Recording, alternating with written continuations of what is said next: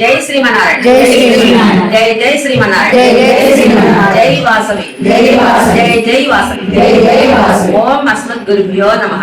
శ్రీమతే రామానుజాయ నమః. ధనుర్మాసం యొక్క విశిష్టత కొంచెం చెప్పుకుందాము. శ్రీవిల్లిపుత్తూరు అనే గ్రామంలో విష్ణు చిత్తులు అనే ఒక వైష్ణవ స్వామి ఉన్నారు. ఆయనకి చదువు రాదు, ఏ మంత్రాలు చదవడం రాదు. ఆయన మాలా కైంకర్యం చేసేవాడు. ప్రతి రోజు కూడా మాలా కైంకర్యం చేసేవాడు. ఎవరికి? ఆ శ్రీవిల్లిపుత్తూరులో ఉన్నటువంటి కోవిలలో వటపత్ర సాయి పెరుమాళ్ళు ఉన్నారు. ఆయనకి మాలా కైంకర్యం చేసేవారు. దానికోసమని వాళ్ళ పెరటిలో తోటలో పూల చెట్లు, తులసి వనం పెంచుకునేవాళ్ళు. అలా పెంచుకుంటూ ఉంటే ఆయన విష్ణు చిత్తులని పేరు ఎందుకు వచ్చింది? ఎప్పుడు విష్ణువుని చిత్తంలో అంటే మనసులో కలుసుకుంటాడు కాబట్టి ఆయన విష్ణు చిత్తులు అనే పేరు వచ్చింది. అలా ఉండగా ఒక రోజు ఆయన డ్యూటీ ఏంటంటే ప్రతిరోజు తులసిరాలు వెళ్ళుకోవడం, మాల అల్లుకోవడం, స్వామికి మాల కైంకర్యం చేయడం, ఆ సాయంత్రం కూడా పాదులు తవ్వుకోవడం, నీళ్లు కొట్టుకోవడం. ఇక అదే ఆయన డ్యూటీ అనమాట. అలా చేస్తుంటే ఒక రోజు తులసివనంలో ఆ పాదులు తవ్వుతుంటే ఒక పాప, చిన్న పాప ఆయనకి అయోనిధిగా దొరికింది. ఆ అమ్మాయిని చేతిలో తీసుకొని ఆయన మాలలు అల్తారు కదా కాబట్టి పోతాయి అన్నారు. తమిళంలో పోతాయి అంటే తెలుగులో మాలిక అని అర్థం. నేను మాలలు అల్తాను కాబట్టి నాకు ఒక మాలికని భగవంతుడు ఇచ్చాడు అని పోతాయి అంటున్నారు. అది మన వాడుక భాష పడిపోయి గోదగా మారిపోయింది. అలా ఉండగా ఆయన ప్రతిరోజు మాలలని పూల సజ్జలు పెట్టుకుంటారు. గుడికి వెళ్ళినప్పుడు తీసుకెళ్లి స్వామికి సమర్పిస్తారు, మాల కైంకర్యం చేసుకుంటారు. అలా ఉండగా ఈ అమ్మాయి కొంచెం పెద్ద ఎత్తున ఏం చేస్తుంది, ఈ స్వామికి మాల సరిపోదా, బాగుండదా చూద్దాము అని చెప్పనుకొని ఆమె మెడలో వేసుకునేది. ఇప్పుడు డ్రెస్సింగ్ టేబుల్ లేవు కాబట్టి దిగుడు బావులు ఉండేవి. ఆ దిగుడు బావులో వంగి చూసుకొని తన అందం చూసుకొని ఆ బాగుంది, సరిపోయింది, స్వామి బాగుంటుందని మాల తీసుకొచ్చి ఆ పూల సజ్జలో పెట్టేది. ఈ సంగతి తర్వాత వాళ్ళ నాన్నగారు అదే మాలని తీసుకెళ్లి స్వామికి కైంకర్యం చేస్తున్నారు. ప్రతిరోజు అలాగే జరుగుతుంది. ఒక రోజు తండ్రి గంట పడింది, చూశారు. అయ్యో అమ్మాయి వేసుకుంది, మాల ఉచ్చిష్టం అయిపోయింది, ఇది స్వామికి పని కావాలని చెప్పని ఇంకా ఆ రోజు మళ్ళీ కోసి దండ కట్టాలని టైం ఉండదు అని ఆ రోజు మాల కైంకర్యం చేయలేదు. ఆ రేపు ఆ విష్ణు చిత్తాలు పడుకుంటే కల్లో ఆ వటపత్ర సాయి పెరుమాళి కనిపించి, విష్ణు చిత్త నాకు ఈ రోజు మాల కైంకర్యం చేయలేదేంటి అని అడిగారంట. ఏంటి ఇలా అనిపించింది నాకు, ఈ రోజు మాల కైంకర్యం చేయలేదని నాకేదో వ్యక్తి కాబట్టి నాకు అదే దాసలు కూడా నాకు అలా అనిపించిందా అనుకున్నారు ఆయన. మళ్ళీ విష్ణు చిత్త నాకు మాల కైంకర్యం చేయలేదేంటి అని అడిగారంట స్వామి. అడిగినప్పుడు ఆయన కళ్ళని సమాధానం చెప్పారు. ఏమనంటే, స్వామి మా అమ్మాయి తెలవక మాల ధరించింది, ఉత్తిష్టం అయిపోయింది కాబట్టి నేను మీకు ఇవ్వలేదు ఈ రోజు అని చెప్పాడు. లేదు, మీ అమ్మాయి ప్రతిరోజు ధరించిన మాలే నాకు తీసుకొస్తున్నావు, ఆ మాలే నాకు ఇష్టము, నాకు ఇప్పుడు తీసుకొచ్చి అది వెయ్యి అని చెప్పారు. ఇంకా ఇట్లా చెప్పారని చెప్పి సరేనని ఆ దండ తీసుకెళ్లి ఆ స్వామికి వేస్తే అచ్చామూర్తిగా ఉన్న స్వామి నవ్వారట, పెదాలు ఇచ్చుకున్నాయట. ఆయన అందిస్తున్నాడు అమ్మవారి మాలంటే. అలా అలా అలా ఉండగా కొంచెం పెద్ద అయిన తర్వాత ఆ గోదాదేవి భగవంతుని పొందాలి అనుకోండి. మరి భగవంతుని పొందాలి అంటే మానవ మాత్రం సాధ్యమేనా? మరి ఎలా పొందాలి?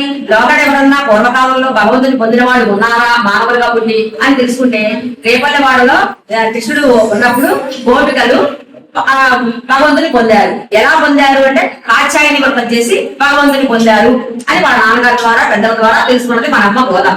తెలుసుకున్న తర్వాత అయితే తను కూడా భగవంతుని పొందాలని చెప్పని నేను కూడా భగవంతుని కోసం చేయాలని, వాళ్ళు ఏం చేస్తే భగవంతుని పొందారు అంటే కాత్యాయని వ్రతం అనేది చేసి భగవంతుని పొందారు. కాత్యాయని వ్రతం అంటే ఏమిటి, ఎలా చేస్తారు అంటే, ఆనాడు రేపల్లెవాడలో కృష్ణుడు పెరుగుతా ఉన్నప్పుడు గోపికలందరూ కూడా కృష్ణుడు ఎప్పుడు చూస్తూ ఉండేవాళ్ళట. ఎలా ఉండేవాళ్ళు? వాళ్ళ తల్లిదండ్రులందరూ మగపిల్ల వెంట తిరగకూడదు, వద్దు అని చెప్తే సరే అనేవాళ్ళు. కానీ కృష్ణుడు వేలుగా ఓదనంతో ఎక్కడో పని అవధి వెళ్ళిపోయాడట. ఇల్లు కూర్చామా ఆ సిగ్గులకి అక్కడే వదిలేసి వెళ్ళిపోయేదట. పాలు పోయి పెట్టామా ఆ పాలు అట్టే వదిలేసి వెళ్ళిపోయేదట. పిల్లడికి పాలు ఇచ్చామా కూడా పిల్లలు అక్కడ పెట్టేసి వెళ్ళిపోయేదట. అట్లా మంత్రముగ్ధులు అయిపోయేవాళ్ళు. ఆ వేణు గానానికి మంత్రముగ్ధులై వెళ్ళిపోయేవాళ్ళు. తల్లిదండ్రులు మాటలో గుర్తుండే కాదు. ఎలా ఉండేసరికి వాళ్ళు ఏం చేశారు, నేల మాళికలన్నీ అప్పుడు ఎండ రోజుల్లో పూర్వ రోజుల్లో గొయ్యిలాగా పెట్టి చేసుకుంటారు, ఒడ్లు నిల్వ ఉంచుకోవడం కోసం. ఇప్పుడు అండర్ గ్రౌండ్ అంటారు. అప్పుడు నేల మాళికలు, ఆ నేల మాళికలో పిల్లలు పెట్టేసి కలిపేసేసారు. కృష్ణుడి దగ్గర పోనీ కూడా చేస్తారు. అయ్యేసరికి భగవంతుడి కోపం వచ్చింది. కోపం వచ్చి కరువు కాటకాలు వచ్చింది ఆ రేపల్లెవాడలో. ఎంతటి కరువు కాటకాలంటే ఒక్కొక్క ప్రేమ కూడా లేకుండా భూమి పేరుకు మారిపోయిందట. అంత కరువు కాటకాలు వచ్చినాయట. మరి వెనకటి నుంచి దాచుకున్న గింజలు అన్నం ఎన్నో ఉంటే ఇప్పుడు ఎక్కబెట్టలు కూస్తున్నారు. ఇక నుంచి పశువులకే పశుగ్రాసం లేదు, మనుషులకు తిండి గింజలు లేవు. ఇలాగే పరిస్థితి కొనసాగితే పశు నష్టం జన నష్టం కూడా జరుగుతుంది. దీనికి పరిష్కారం ఏంటి, ఏం చేయాలి అని చెప్పని పెద్దలంతా కలిసి రచ్చబండ మీద మీటింగ్ పెట్టారు. రచ్చబండ దగ్గర మీటింగ్ పెట్టి ఏమిటి ఇలాంటి కరువు కాటలు ఎందుకు వచ్చినాయి, దీనికి ఏం చేయాలి, దీని పరిష్కారం ఏంటి అని ఆలోచించారు. పురుగుతో ఆయన 90 ఏళ్ళు 50 ఏళ్ళు వచ్చినట్టు వాళ్ళు చెప్తారు, మేము పుట్టిన తర్వాత ఇలాంటి కరువు కాటకాలు మన ఊళ్ళో ఎప్పుడు రాలేదు, మరి సంవత్సరం ఎందుకు వచ్చినాయో, మరి భగవంతుడి కోపం వచ్చినట్టు మన మీద, అందుకే కరువు కాటలు వచ్చినాయని చెప్పి వాళ్ళు కూడా అంటారు. అయితే ఇప్పుడు దీనికి ఏం చేయాలి అంటే ఆ ఊర్లో రేపల్లెవాడలో ఏ సమస్య వచ్చినా కృష్ణుడే తీర్చేవాడట. సరే ఈ సమస్య కృష్ణుడు తీర్చాలని చెప్పి అందరూ కలిసి కృష్ణుడి దగ్గరికి వెళ్ళారు. వెళ్ళి మరి ఇలా ఉంది పరిస్థితి, మరి దీనికి ఏం చేయాలి ఏమిటి అని అడుగుతారు. అడిగితే కాచాయని వ్రతం చేస్తే వర్షాలు పడతాయి అని చెప్పాడు మన కృష్ణయ్య. కాచాయని వ్రతం ఏం చేయాలి అని అడుగుతాను మన లిస్టు అయ్యాలి సరుకుల లిస్టు ఏమేమి కావాలో అడిగారు. అడిగితే తెల్లవారుజామునే మీ పిల్లలు పంపించండి, కన్య పిల్లలతో చేయించాలి ఈ వ్రతం అని చెప్పారు కృష్ణుడు. అప్పుడు దాకా మేము పంపించము పోవద్దు అన్న తల్లిదండ్రులే ఆ పిల్లల్ని తీసుకొచ్చి కృష్ణుడు పంపించారు ఆ వ్రతం చేతమై. అలా కాచాయని వ్రతం తోటి వాడు భగవంతుని పొందాడు అని తెలుసుకొని అమ్మ మనం కూడా ఆ వ్రతం చేస్తాము కృష్ణుని పొందుదామని చెప్పనుకొని ఆ ఊర్లో ఉన్న విల్లిపుత్తూరునే రేపల్లెవాడగా భావించి, అక్కడ ఉన్న భట్పత్ర సాయి పెరుమాళ్లే కృష్ణుడిగా భావించి, అక్కడ ఉన్న కన్యపిల్లలే గోపికలుగా భావన చేసుకొని మనం కూడా వ్రతం చేద్దామని చెప్పని అమ్మ వ్రతం చేసింది. ప్రతిరోజు ఒక పాట చొప్పున తిరుపావళి పాటలు పాడి 30 రోజులు మాలా కైంకర్యము ఈ పాసురాల మాలా కైంకర్యం కూడా చేసి భగవంతుని పొందింది మనమ్మ.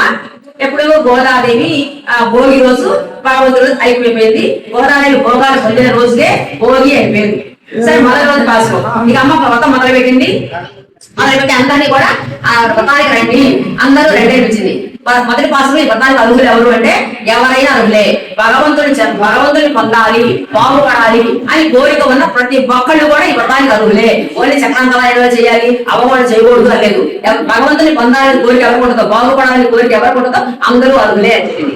మార్గశిర మాసం వచ్చింది. అమ్మవారు నువ్వు చేద్దాం అనుకుంటుంది. మార్గశిర మాసం వచ్చింది. మాసాన మార్గశేషం అని భగవంతుడు చెప్పాడు కదా. మాసాలన్నింటిలో మార్గశిర మాసాన్ని నేనే అని చెప్పాడు శ్రీకృష్ణ పరమాత్మ. అది కాబట్టి ఈ కాలం చంద్రుడు బాగా వెన్నెలు చల్లగా వెన్నెలు అందించే కాలం, పాడి పంట అంతా సమృద్ధిగా వచ్చే కాలం. ఇలాంటి కాలంలో వాళ్ళకి ఆ కోరిక కలిగింది.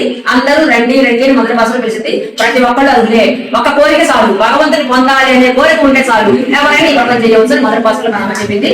ఇక రెండవ పాసంలో భగవంతుడికి మరి వ్రతం అంటే నియమాలు ఉండవు కదా. మరి ఈ వ్రతానికి నియమాలు ఏమిటి అంటే నియమాలంటూ ఏమి లేవు కానీ మనమే కొన్ని పెట్టుకుంటాం. ఏంటంటే కృష్ణుడి దగ్గరికి పోవాలనుకున్నాం కాబట్టి ఆయన దగ్గరికి వెళ్ళేటప్పుడు కూడా మా అలంకారం చేసుకోవద్దు, అలంకారానికి కాటుక పెట్టుకోము, పూలు ధరించము, నెయ్యి పాలు మేము తీసుకోము అలాగని నియమాలు పెట్టుకున్నారు. అవి ఎందుకు మరి నెయ్యి పాలు తీసుకొని దేవుడికి నైవేద్యం పెట్టి తీసుకోవచ్చు. ప్రతిరోజు కూడా అసలు మనం ఏదైనా దేవుడికి అనుకోని తినాలి. కాబట్టి ఈ నవరణ చేస్తే అలా అలవాటు అవుతుంది మనమ్మ. ఈ రోజు కాలకరణలో ఉన్న స్వామిని ప్రార్థించడం చెప్పింది. అయితే రోజుకు ఒక పాసురంలో ఒక నామం ఇస్తుంది మనమ్మ. ఆ నామాన్ని మనం పాడుకోవాలి. మొదటి పాసురంలో నారాయణ అనే నామాన్ని ఇచ్చింది. రెండో పాసురంలో క్షీరాబ్దినాథుడు అనే నామాన్ని ఇచ్చింది.